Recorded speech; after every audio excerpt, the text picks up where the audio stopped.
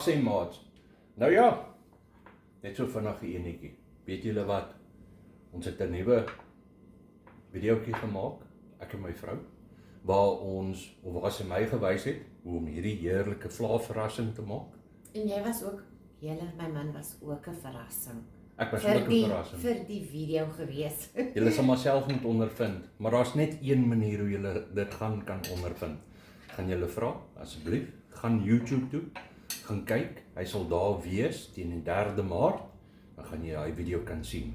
Glo my, hy's heerlik en dit was oulik. Geniet hom. Geniet hom julle.